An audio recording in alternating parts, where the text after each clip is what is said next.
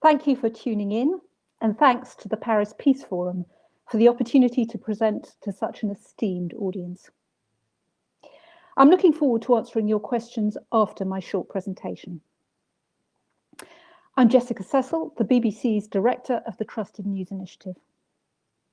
The initiative is an industry collaboration of major news and global tech organisations working together to stop the spread of disinformation where it poses the risk of real-world harm. And can we have the first slide, please? This time of global uncertainty and fear has provided fertile ground for falsity, unproven preventions and fake cures which sometimes prove fatal.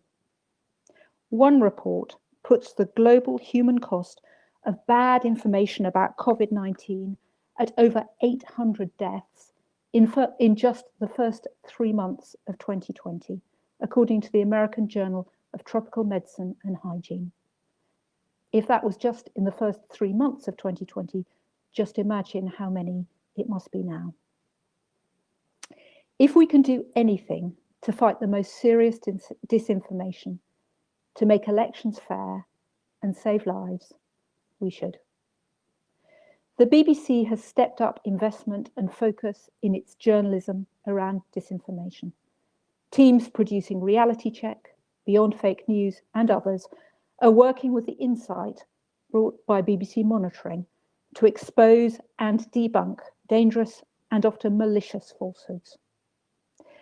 But we believe there was more we could do, and do it in partnership with others. A year ago, the BBC convened the world's biggest tech platforms and the most prominent news organisations in an urgent challenge. At times of highest jeopardy, when elections or lives are at stake, we asked, is there a way that we can alert each other to the most dangerous false stories? Can we stop them spreading fast across the internet, preventing them from doing real-world harm? Rather than reel off a list of all the organisations involved in the Trusted News Initiative, in the next 3 slides, we'll show you a list of our partners, starting with the tech platforms. We all believe trying something was better than doing nothing. There are audiences and users running into billions across this partnership who are potentially touched by disinformation. And this is important for the BBC. With the commitment to impartiality at the very top of our priorities, we wanted to work with others around the world to try and prevent some of the damage done by false news. We have the next slide, please. And this matters to me. I have spent my entire career as a journalist and media executive, inspired throughout by the promise of journalism. It can show readers, audiences, users, the world around them with fresh eyes. So if you can't trust what you read, what you see, what you hear, you are robbed of that, and bad things can happen. The very foundations of our civic life are threatened.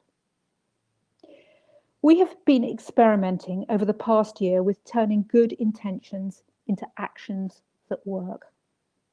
We have now found a way to alert each other so partners are on guard at particular times of highest jeopardy, ready for the most serious break glass moments when viral disinformation risks real-world harm.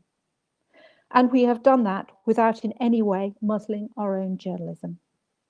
We have been sharing alerts over COVID-19, and before that, over falsities which posed a threat to democratic integrity during the UK and Taiwan elections. We have the next slide, please. More recently, we've been sharing alerts over the most serious disinformation in 2 very different elections, in the US and in Myanmar, and again with an emphasis on the most serious disinformation. And because different news organisations are most relevant in different regions, we are working with a wide and expanding group of publishers.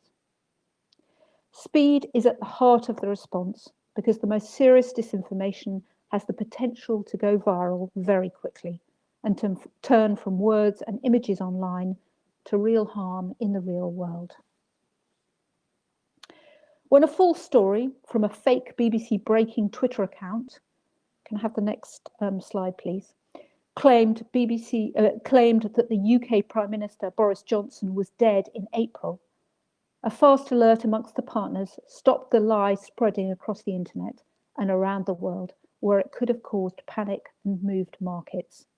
This is the sort of disinformation that is really dangerous. When people in the UK and later in Canada and the Netherlands were urged in Facebook and Instagram posts to burn 5G masts, feeding on the conspiracy that linked COVID-19 to 5G, again, a fast alert played a part in preventing destruction that could have compromised the response of the emergency services and could have cost lives. Next slide, please. This is very much a work in progress. We are working out how to work together and what is effective. But we have pioneered what we believe is a really important initiative, because working together achieves things we couldn't do on our own.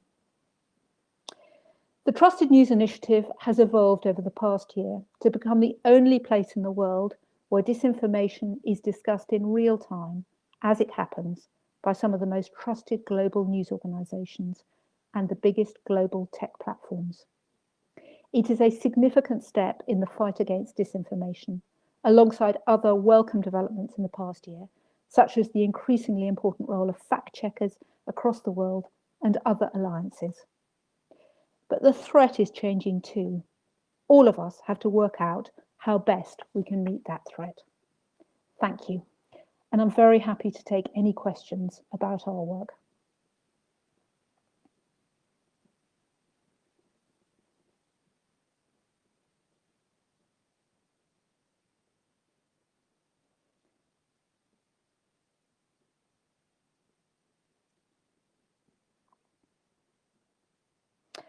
We've been asked about how we check facts and how do we know whether information is reliable or not.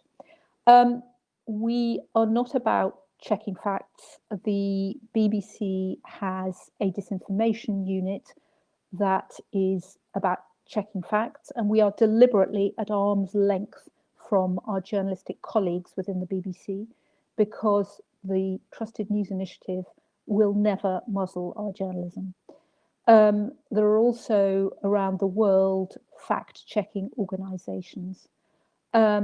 We rely on BBC journalism and the journalism of our partners to know what is reliable. But once we know something isn't reliable, that's the point at which we can alert each other. Thank you, Katrin, for that question.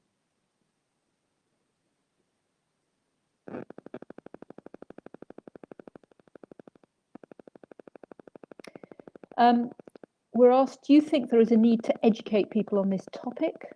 How have you informed citizens? Media education is absolutely vital. And indeed, when you talk to both news organisations and tech platforms and lots of other organisations that are interested in this sphere, media education always comes up as an issue that needs to be explored further. It's really important that individuals know what they can trust and know what they can't trust and have the critical faculties to do that. We at the BBC have media education beyond fake news is a World Service initiative set of programs that is there to inform people. There is also within the UK initiatives like Young Reporter and worldwide something called My World, both for young people to build their critical thinking. We don't know as much as we could know and want to know about what is effective and what isn't effective, which signals of fake news that something is potentially less trustworthy are things that audiences feel that they react to or that they find make something more interesting. So we're still learning, but undoubtedly that's a really, really important part of the puzzle.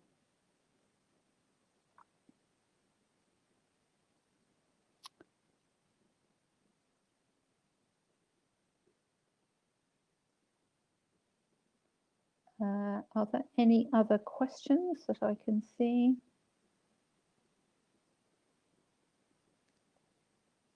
How can a media outlet remain neutral and impartial? Once you identified something as fake news, what have been the reactions of the readers, positive and negative? How can it define what is the truth? As I said in my talk, impartiality is right at the heart of what the BBC stands for. There is nothing in the Trusted News Initiative that in any way calls that into account, and we ensure, as I say, that nothing in the Trusted News Initiative muzzles our journalism in any way. This is about fighting falsehoods that are dangerous and are defined. This is not about taking sides. We would never do that, and have never done that. Next question, do you partner with academics for media education? We have, as part of the Trusted News Initiative, two globally recognised world-beating academics. We have Claire Wardle and the First Draft organisation, and they are a specialist in disinformation, particularly around health disinformation. We also have, as part of the alliance, the Reuters Institute for the Study of Journalism at Oxford University, under the leadership of Rasmus Kleis Nielsen. So we have been working with academics, and we are obviously always interested to know more about the way in which disinformation is changing. Disinformation mutates. We've seen in the past year that COVID-19 has changed the nature of disinformation. It also changes as it goes across national boundaries, and exploits some of the concerns in different territories in different ways. But again, we're just beginning to learn what the threat is, and therefore what the most appropriate way to counter that is. What do you think about training people to analyse news? It's really important. We have produced, as I say, pieces of content that help people to understand what to look for in news that they can trust, and what to be suspicious of. If something is overly emotional, if it appears to tell you things that are different from what you've heard elsewhere. You know, there are various ways in which we try to help the audience understand what they can do. We also, of course, would say that the BBC stands for a gold standard in trusted journalism, which is why when imposter content purporting to be from the BBC or indeed from any other trusted news source is so dangerous, because all our audiences give us a view of what the values that they hold us to account for, and clearly imposter content creates a situation where our own brand is undermined as a result. I'm quite interested as a scientist in this initiative. I'm very concerned about the false information can be created and spread. Even more, too worried about why people cannot decide what is real or not. How can I be in touch? I mean, to keep following our project progress. Please reach out to me. I would love you to get involved. I can tell you more. I think this is a really, really important area. Just to reiterate, we will never in the BBC be in the business of telling people what to think and what is right, and forming opinions. What we do want to do is say that there is objective truth, And clearly there is objective truth and there is objective truth in science.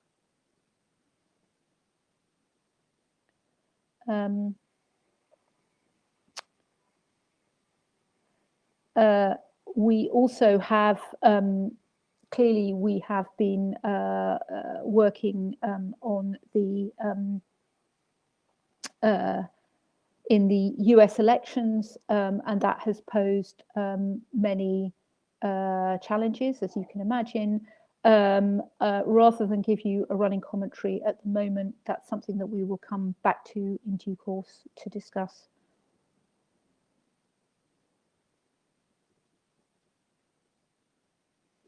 What we are seeing is a huge amount of disinformation at the moment.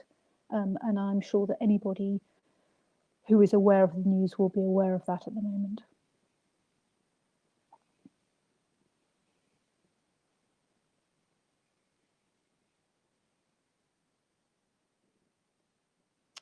Are there any other questions?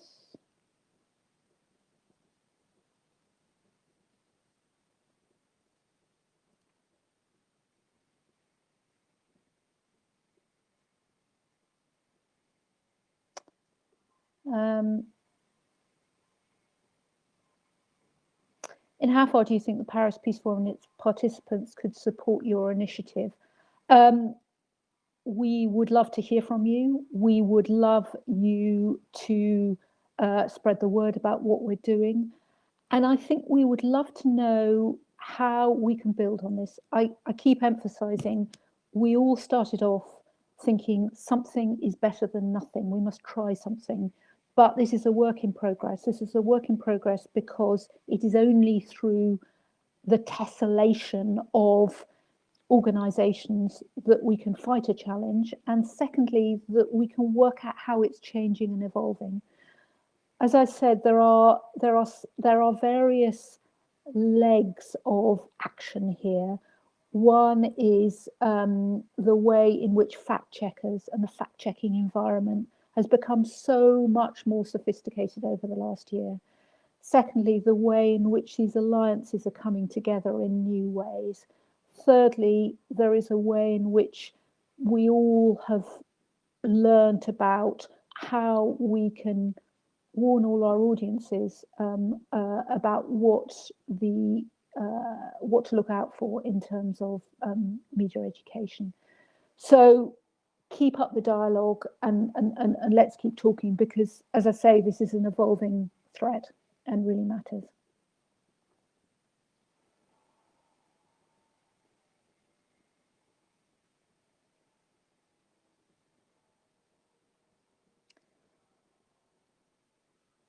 In your opinion, how climate change coverage is being made in the mainstream media? I'm not sure quite how that, at the moment, we haven't tackled disinformation and climate change, and perhaps that's something that we can consider in the future. At the moment, that hasn't been in scope.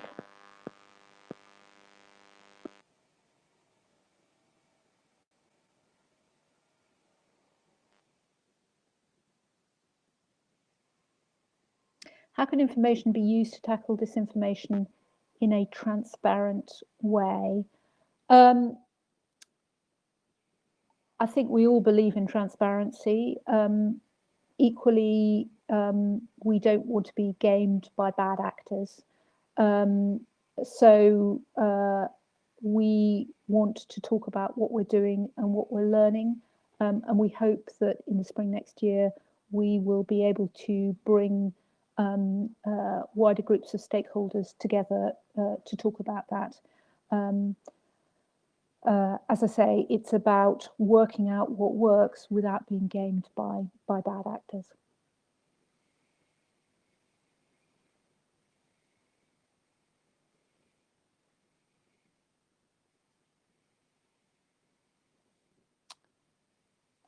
I think, are there any further questions?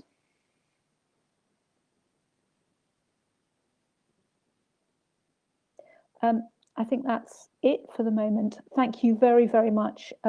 I feel deeply privileged to have had the chance to talk about what we're doing. We would love to talk more with anybody who's interested. And thank you very much for listening. Goodbye.